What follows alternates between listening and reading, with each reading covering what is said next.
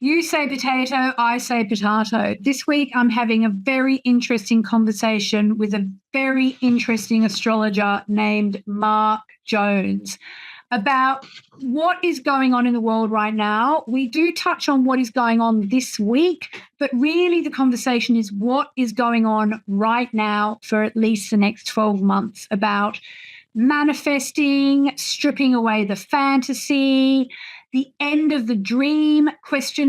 And more. So stay tuned. It's quite a deep conversation this week. I really enjoyed having it. I hope you enjoy listening to it.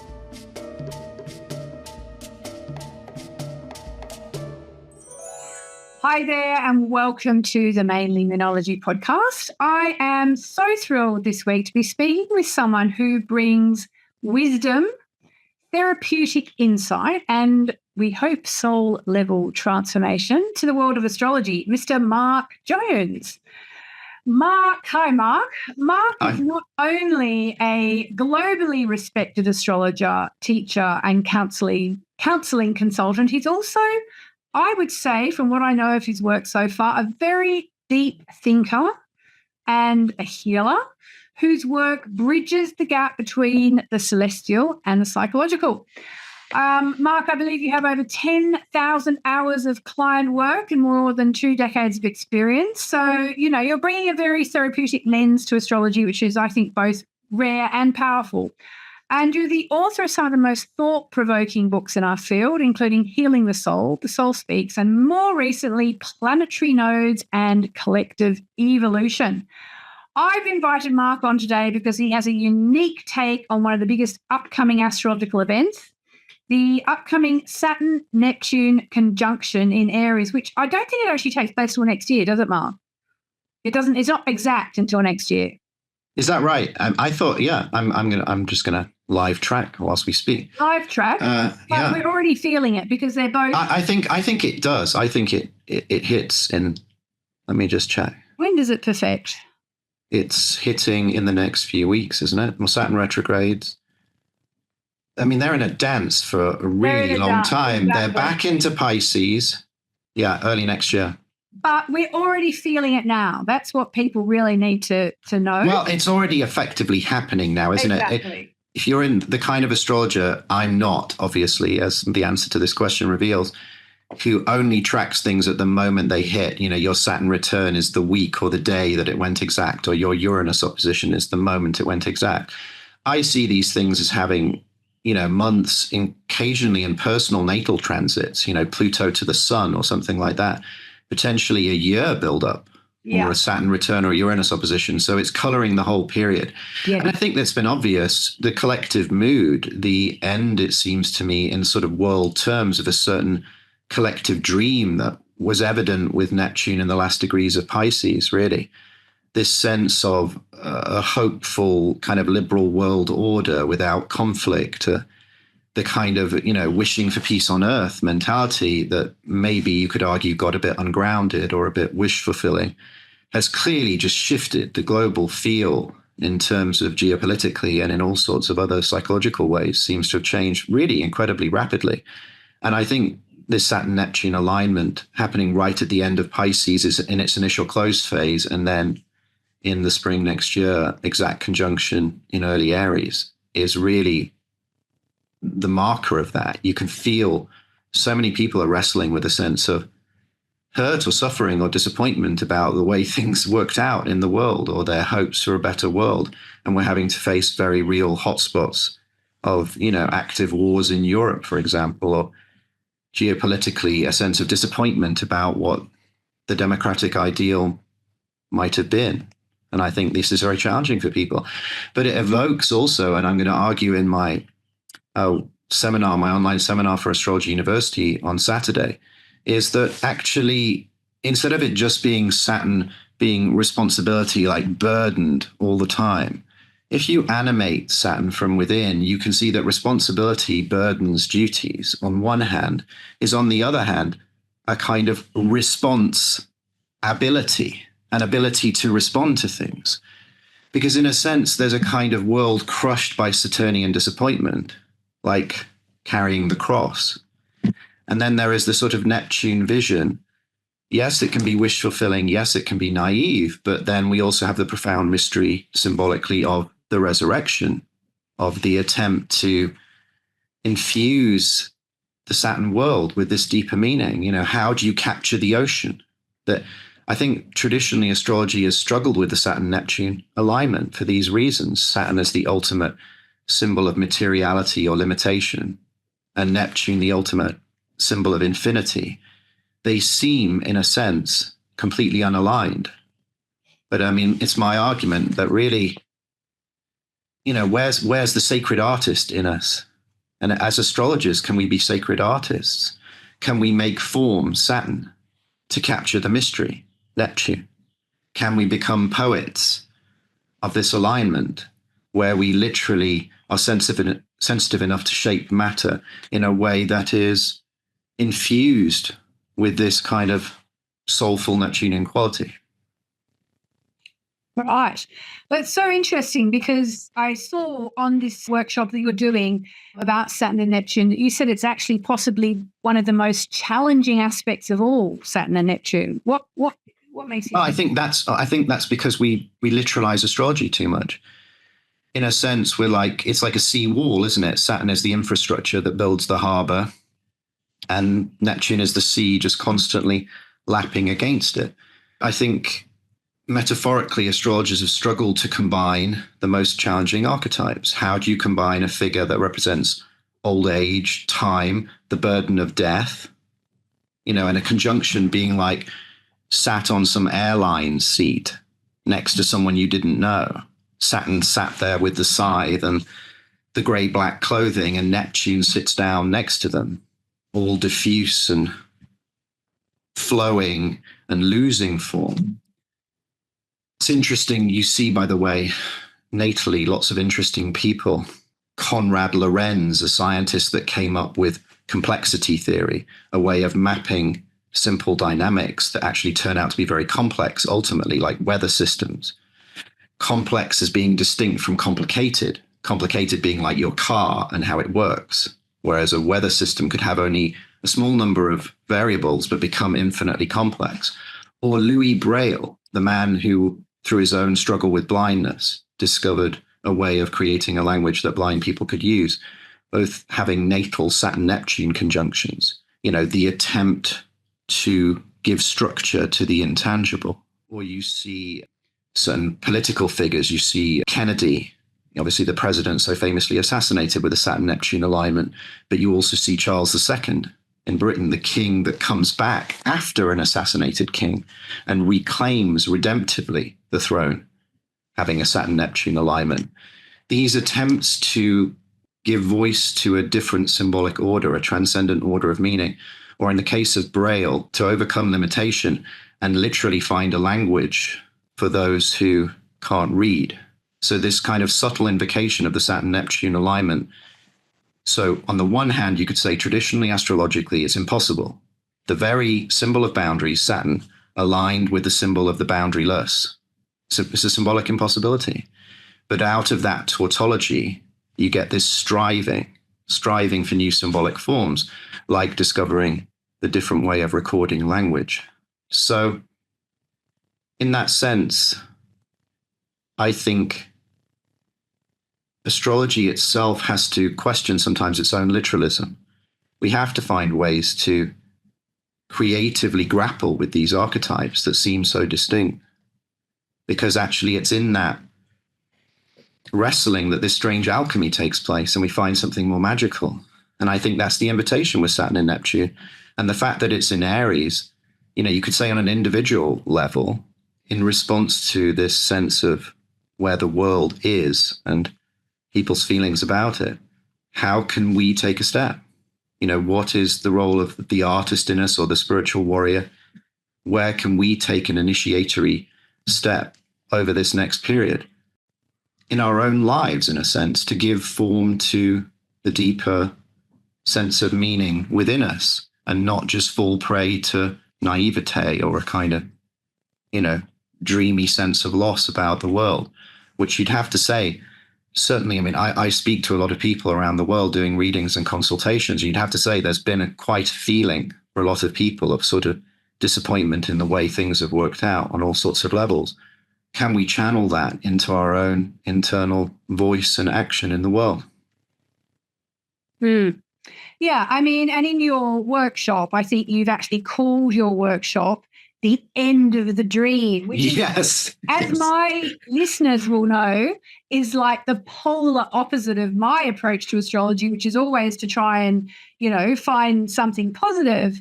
And this is like, oh my God, it's really like, let's just face the music here and say this is as bad as it could be. I think in a way, and I'm not against it, it's just a different way of looking at things. But I think am I right in saying you're kind of teaching that when these two archetypes of Saturn, so the planet of structure and reality, and Neptune, the planet of dreams and dissolution, come together, we're sort of being asked to surrender, I guess, outdated dreams, outdated visions, even, maybe cherished illusions that we've had, to make way. Would you say the bright side, the upside of this end of the dream is that we can end up with a more authentic alignment with what is, and it's about gracefully releasing or letting go so something truer can emerge, because, Saturn does have a strong sense of truth. And yeah, I mean, form meeting formlessness. What do you say to all that? I think you've got it absolutely right. Yeah. I couldn't have said it better. I think you should be coming along on Saturday. I mean, that was beautifully put. And I call it the end of the dream ? But also, I agree with you. I'm always trying to find the transformational narrative in astrology. That's part of its therapeutic usefulness from my perspective. And sometimes that means finding the positive in difficult times. But sometimes finding the positive can be grating or jarring. If someone's had a very profound loss and someone says, well, hey, but we're going out to this lovely restaurant tonight. I've heard it's one of the best in town, and you've just lost someone dear to you. It's not going to give you the kind of, warm glow that person maybe intended. So there's something about the authenticity that you're talking about, that some dreams fall prey to illusion. They become decadent, or they simply are lost in terms of the reality principle. They just need to align with something more substantive in order for them to impact the world in a healing way. Yeah. And I think that's what we're wrestling with a signature like this. Some dreams have to die, so that in the kind of aftermath, the phoenix of our new potential can rise from the ashes, so to speak. Dreams that are perhaps more dynamically related to the reality of our personal world and our collective world. So yeah, I couldn't agree more. That was a very sensitive understanding. Right. Oh, thank you. So, yeah, I mean, I guess we're talking about then really, stripping away fantasy. I think that's a factor. Yeah. And then you get to what is fantasy. One person's fantasy is another person's mystical revelation. That's where the image of the resurrection becomes so interesting, either symbolically or however the different levels, say, a believing Christian might take the actual event of the rolling back of the stone. But we could say metaphorically, much more powerfully, we could say, how do we determine fantasy? And that is a sense, I think, where we're all engaged with reality in our own way. That's what's so profound about reality. For me, there's no outside source. You can't turn around and go, well, let's ask this figure, or the Pope will tell me, or the world's most famous astrologer will tell me. There isn't this ultimate outside authority that's outside of the intrinsic nature of reality itself. So we work out our relationship to what are our fantasies or our deepest dreams about ourselves through engagement with reality in our own lives. We can be helped by certain teachers or mentors, sure. But I think the profound thing about astrology for me, and an alignment like the Saturn Neptune one, is it occurs inside. You have to make your own response. We've had enormous things happen. From the pandemic to, concerning world events, and we have to learn to make up our own minds to a certain extent. I think there's been a certain disillusionment, Neptune. The dark side of Neptune is disillusionment with the structures of authority, Saturn, and the message they gave us.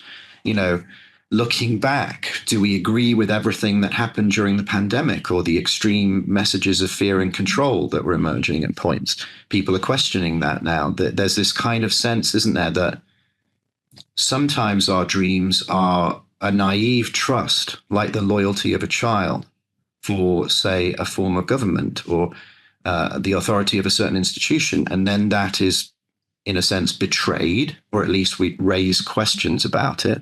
And then we can grow and individuate. It doesn't mean that all institutions are now terrible. That would be another overreaction. That would be swinging to the cynicism. There's something of almost the Buddha's middle way here between eternalism, I believe in this forevermore, this naivete, and nihilism, on the other hand. Well, now this institution has betrayed me. Now that the world wasn't exactly like I thought it was, I don't trust anyone. Nihilism. There's this kind of sense of how do we walk this middle way, taking more and more of our authority within ourselves, because I would argue ultimately we have to become the basis of our own Saturn. We had to learn a mature vision of how to structure our own psychological reality in a self-responsive and autonomous way. Mm.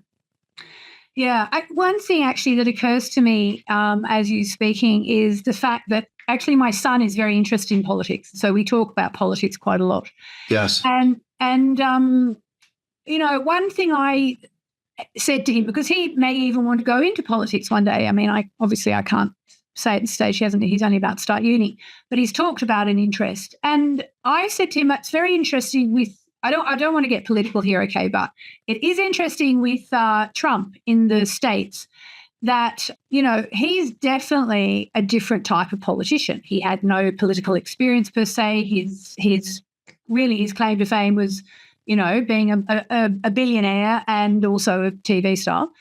And, yet he's managed to be elected twice. And I said to my son, do you think this is the start of a different way of doing politics, that you actually don't need to be, the lawyer or whatever, the candidate that's come up through the ranks of the party, be it, the Liberal or Labor or Conservatives or Democrats or Republicans or whatever.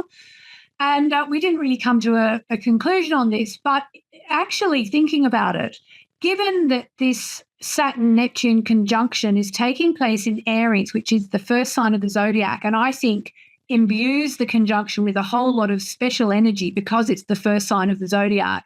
Hasn't happened for 150 years that they've met up in Aries. And yes, I mean, astrology for me as an ex-journalist is very much a game of keywords. And, you've definitely got the dissolution of government, the dissolution of the way we've always governed.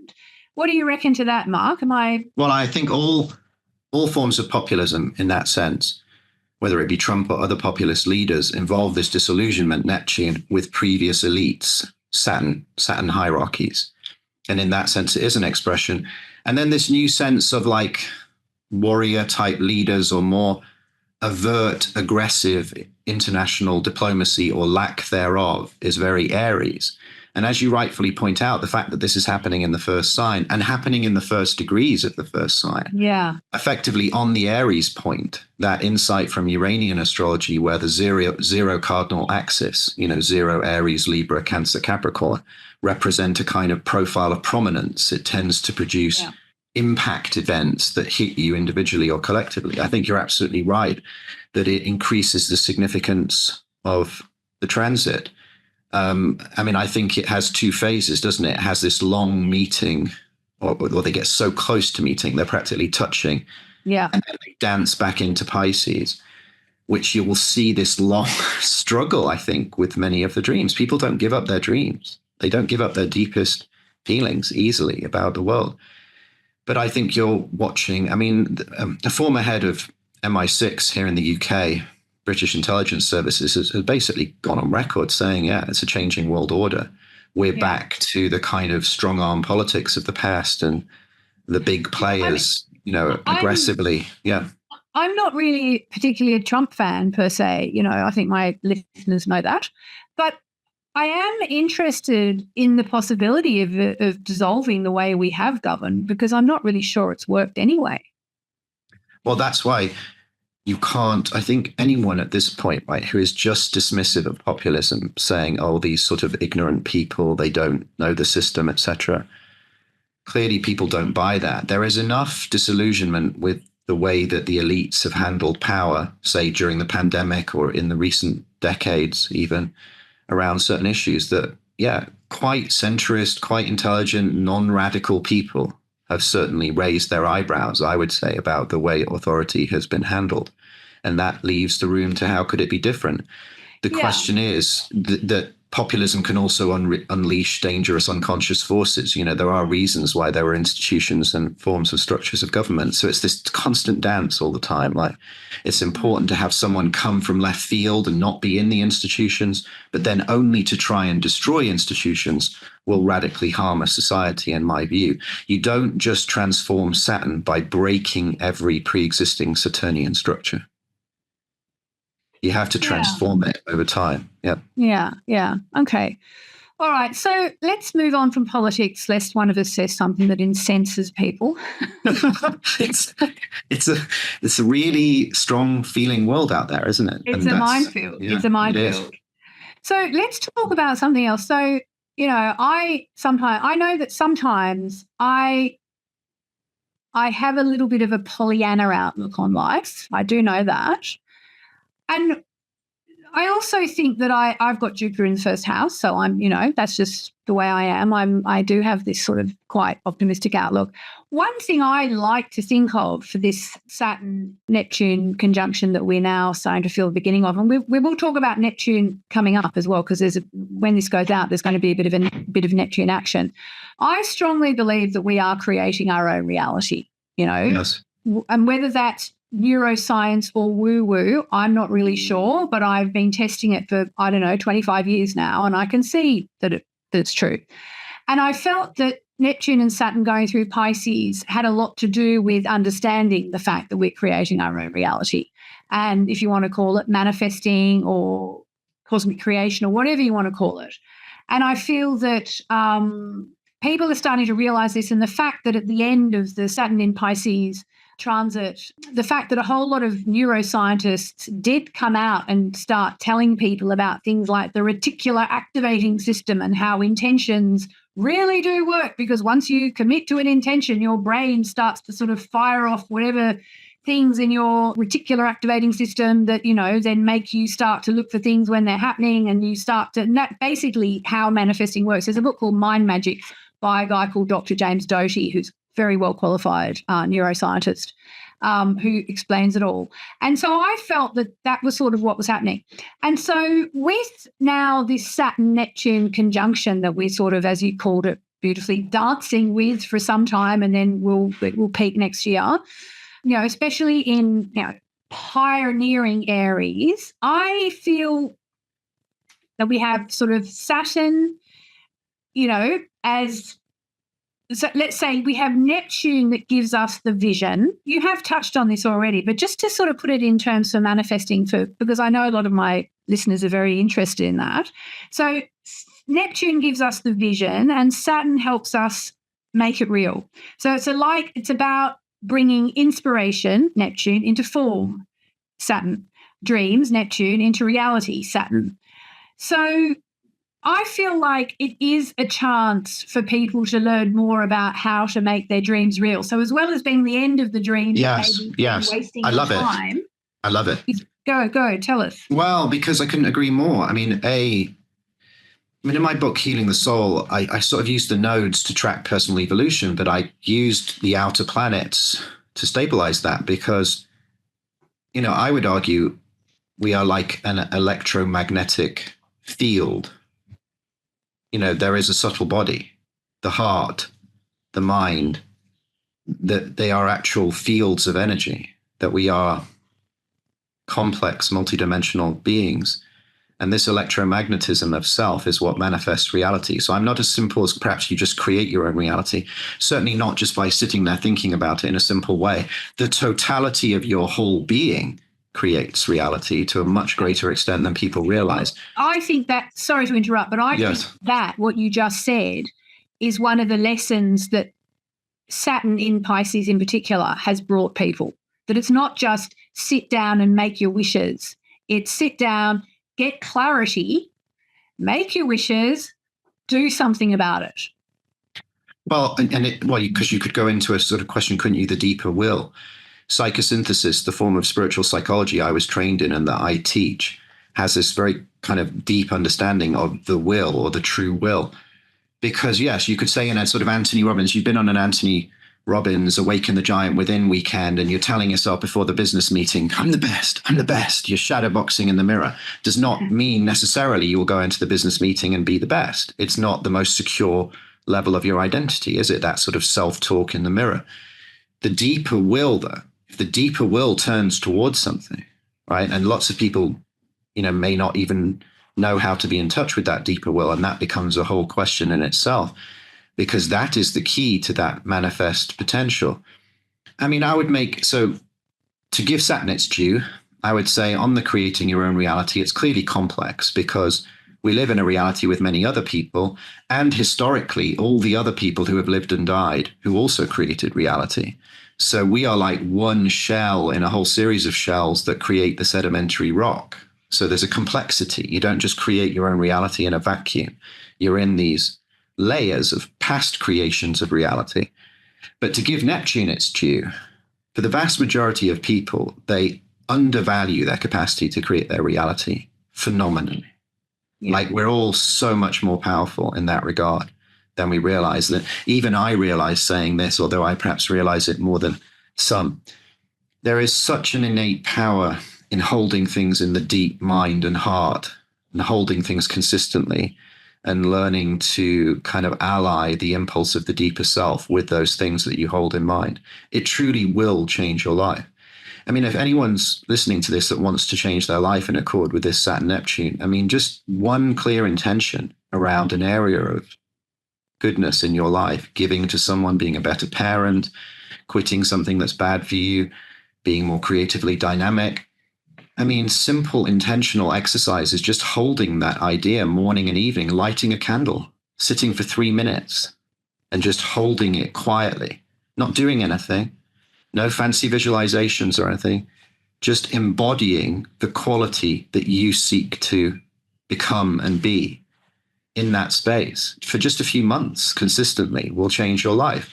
And that's just the beginning of something when you realize that, in a sense, there is a deeper self within you, almost like another you, with this sort of greater, almost angelic potential compared to the, more suffering orientated, grasping, insecure side of yourself, which we've all got.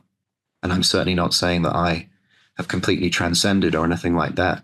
But yes, there is. So to go back to Tony Robbins, it gets reduced to people telling themselves they're going to be rich or I'm going to be the best businessman I can be. But actually, there is a giant within.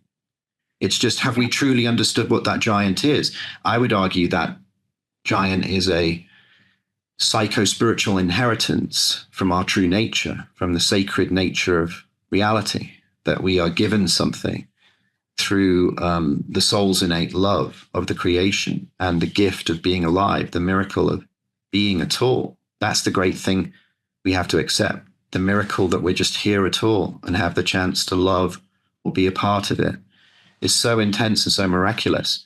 Understand that. And this whole kind of arena of blessedness or, making your life as sacred, I would argue, as it actually is. So your relationships with your children, your friends, your co-workers, meeting a new astrologer and having an interesting conversation today, that you infuse them with that quality. And I think you're absolutely right. I think that effectively places Saturn or Saturn structures in this transformational energy field.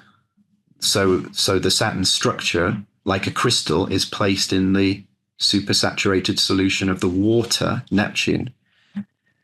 And miracles, frankly. I mean, not to sound like an old pop song, but I believe in miracles, and, I really genuinely do, because I've seen what can happen in people's lives, even through the most incredible trauma over the years, when sincere intention is held to recover yourself and heal. Yeah.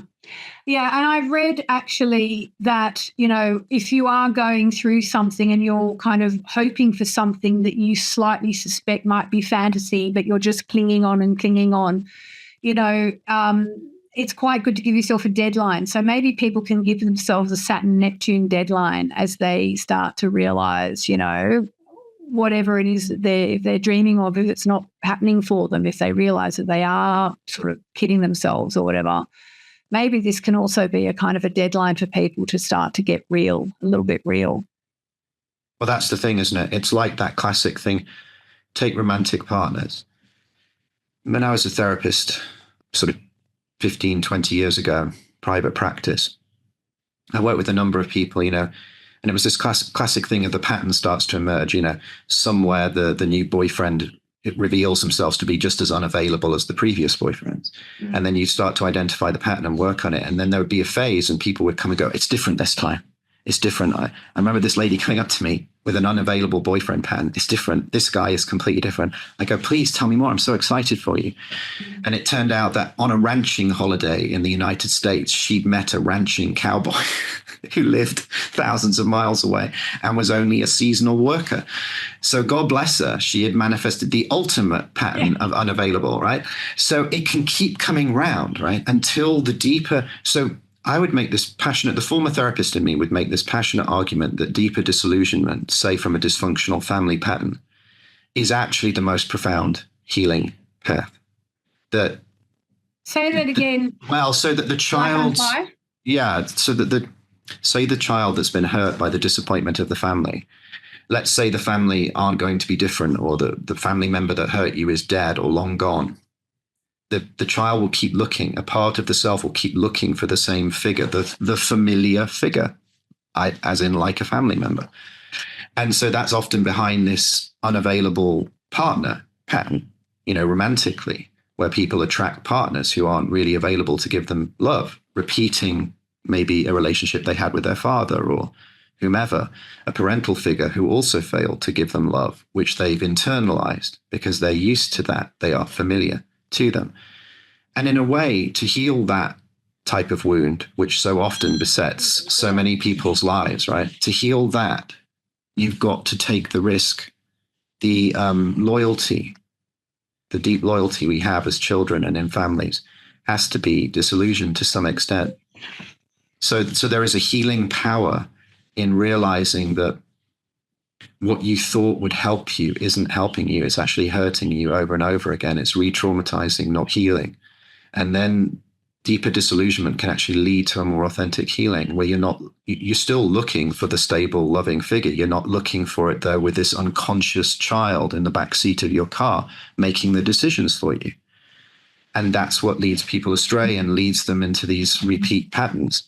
So I think, to go back to your point that you beautifully made, we want to encourage people with their dreams, don't we? And their manifest potential and their manifest destiny and their capacity for healing. But that's got to include this very challenging self-assessment. Sometimes people heal the most profoundly because they recognize that the way they were looking for the healing previously was erroneous, was distorted, was misguided. Now, I am not saying put down, your dream because things got difficult. This is not some message like you wanted to become an astrologer or a tennis star, and to begin with, you just got beaten all the time, and so you should just give up. I'm not saying that. I'm saying the opposite of that. I'm saying with true things in your life, you should sustain action around. But there are so many traps within that. Relationships are a classic example. Your friends know that you keep dating these people that aren't good for you, but they're good friends. They kind of want to tell you, but they kind of don't, because they don't want to hurt you and they don't want to be seen down on your new partner. So there is this kind of feedback we have to listen to, this greater reality that includes social reality, but also includes an encounter with our own deeper self, because we're often blocking our own insights into, say, a disappointing relationship because we don't want to believe it, because we feel that if we admit that our partner is disappointing, then it's true that our childhood was crummy, we'll never receive the love that we truly wanted, that deepest dream to be loved and accepted inside ourselves. It'll never happen now. We're confusing the levels. So we stay attached to the disappointing person because we don't want to face the disillusionment of the past pain. But through the disillusionment of the past pain, there might be the capacity to manifest actually real, stable, loving, available partners. This is the paradox. Sometimes, just every now and then on the deeper issues, you've got to push into the pain. You've got to go into the darker waters to come out the other side to something more true. And I think that's very Saturn Neptune symbolism, that you've got to stay with the difficulty to actually get to the deeper end result. Soak in it. Yeah. Interesting. So amazing. So, Mark, tell us about your end of the dream ? Yes. Saturn Neptune workshop. We're actually going to, I don't know if you're aware, we're actually going live with this after it's. Oh, okay. Okay. So well, yes, exactly. The recording is still available. Exactly. It's all recorded. And many people who sign up for it live just use the recording anyway, because, of course, it's recorded on a weekend. Yeah. Well, I mean, we've been talking about it the whole time in a way. Yeah. But what I do consistently bring about is, for those who are interested, I do a deep dive into the nature of the glyphs themselves, the actual symbols of Saturn and Neptune. Amazing. I do a deep dive into their unifying symbolism. I look at previous history of Saturn Neptune conjunctions and parallels in the past to the contemporary one. And then, just these groupings of people from, as it were, tragic examples, such as assassinations or the Saturn-Neptune conjunction in the chart of Christopher Reeves. You play fictionally a sort of unassailably powerful being, Superman, and yet you have a riding accident that leaves you paralyzed yourself in your own life. So I explore this sort of tragic aspect of the limitation, as well as people who then rose through that tragedy in their art. So there was a British comedian called Spike Milligan, whose writing was behind The Goons, which was the prototype for Monty Python, who was shaped by his experiences in the war and suffered with, depression and PTSD from the Second World War, with a Saturn-Neptune conjunction, who uses comedy and these hilarious, surreal forms of comedy that became all the rage later in the 60s and 70s to expiate his own pain. And then we start to look at people like Louis Braille, like I mentioned, people using their art redemptively. So, and then I take it into this theme of us as the sacred artist, effectively, of our own lives, not because you have to be writing songs or writing novels, but because of the kind of way that you live your life becomes a testimony to who you are. I work with my friend, an independent astrologer, and he's my researcher and content creator now, and he creates these incredibly beautiful slides, which also evoke, therefore, these themes in a very evocative way for online teaching to try and overcome the sense of distance. You and I talking so interestingly today, but not really knowing each other, not being present in a room. I love to overcome that, or at least reach out in a creative way around that. And so there's these kind of very evocative symbols of our own sort of spiritual potential then, really, as well as all these inspiring figures from, literature and music. So sounds amazing. Yeah. How do people find the workshop? Is it just go to astrologyuniversity.com and search on Mark with a K Jones? Yes. And Astrology University under the theme too of Saturn Neptune. And I've done a whole series of webinars. That I've done webinars on the nature of Saturn before, making a distinction between what I call archetypal Saturn and personal Saturn, which is, we're all born to die in a nutshell. So if we can accept that, then we can start to realize what the real lesson of Saturn is, not to just project that anxiety onto everything that happens to us. So I try to look at these things from these deeper perspectives, but I also include loads of colorful examples and examples from history and life, all animated with these slides. So please feel free to check that out. But I've just enjoyed this conversation entirely independently of all of that. You're a very bright and perceptive person, and I'd happily chat again about such deep themes, because isn't this the deeper reason why we got into astrology? Because we wanted to understand how the archetypal dimension of life and how it works. Yeah. So it's amazing. Amazing. So I have 2 more questions for you, Mark, and thank you for your lovely, kind words. Number 1, I would like to know your star sign. I am a Pisces. Interesting. Okay. And number 2, I wanted to ask you, so this is going to go out on June 15th. Yeah. And I'm just curious because, in fact, that week we have Jupiter squaring Saturn on the 15th and then squaring Neptune on the 19th. So I thought that was quite interesting just to, how would you interpret that for people? I suppose I'm thinking it's going to be giving people a little taste of the energies that are going to be coming up and that are so prevalent and are going to get stronger and that you're covering in your workshop. So do you have any comments to make about the fact that Jupiter is going to be squaring first Saturn and Neptune in the week that this podcast goes live? Well, and interesting that it should be. You mentioned your first house Jupiter, and I'm a Sagittarius rising with an awful lot in Sagittarius in the 11th and 12th, including Jupiter and Sag. I mean, I teach in that way where I'm trying to teach people what the underlying ideas are or visions are that form these archetypes so that over time they can go away and form their own real response to these concerns. I think in some of the political situation, though, the fact that Jupiter would then be on the Aries point, but in early Cancer, squaring Saturn Neptune, there's still a great deal of anxiety, isn't there, collectively about security. Mm-hmm. You see all these impacts, the UK government declaring different defense spending, for example, today and yesterday in the news.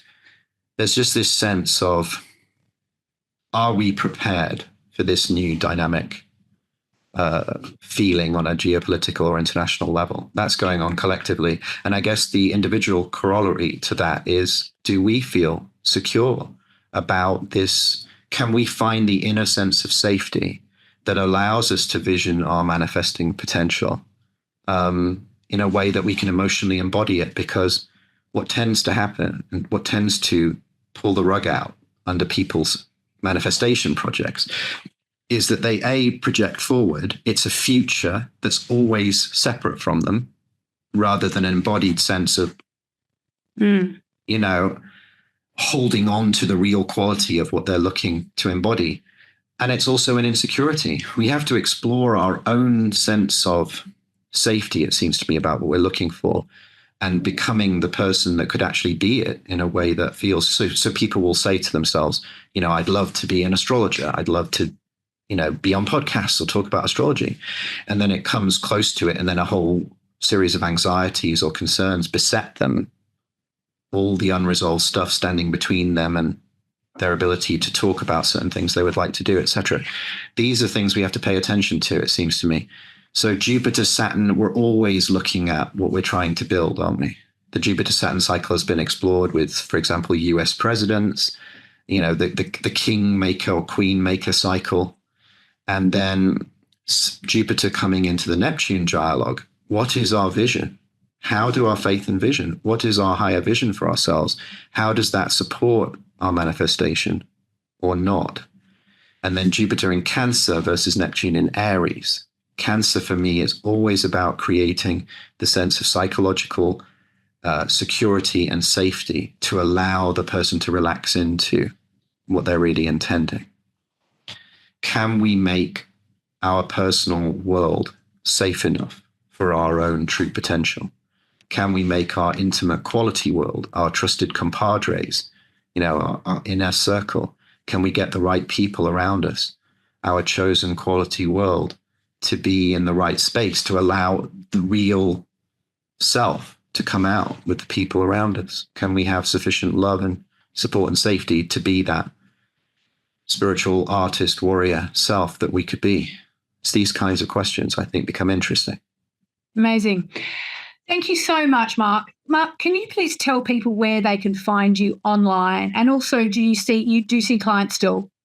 Yes. So Mark Jones, Mark with a K, jonesastrology.com. I do. There's a wait list at times, but yes, I do.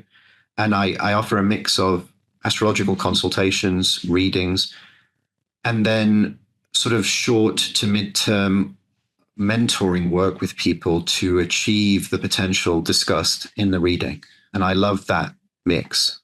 I like to be involved in people's transformational process. Amazing. And it sounds like they'll get part astrology, part actual proper therapy from someone who knows therapy. I am capable of, I'm like a therapeutic ally, and I'm capable of summarizing therapeutic insights for people in a kind of non-specialized, not full of jargon kind of way, so that people can really understand how to make steps, or can understand patterns that might have held them back in the past, that link to that more unconscious or early developmental or therapy type territory. But I also am comfortable discussing people's actual chart dynamics and what they imply. I am genuinely, Yasmin, I guess, trying to do a fusion of the two. I'm trying to bring together psychology and astrology with a background spiritual vision and healing vision, and genuinely blend them, genuinely bring them together. Sounds amazing. markjonesastrology.com. Yes, .com. Mark with a K, markjonesastrology.com. Okay. Mark, thank you so much for being here today. That was a brilliant discussion. I really enjoyed it. Great. And I highly recommend anyone who wants to delve deeper, go to astrologyuniversity.com and just put Mark's name in there, Mark Jones, and the workshop will come up, and you can catch the replay, which will have been recorded just 7 days earlier. So thanks, Mark. Pleasure. Good to meet you. Take care.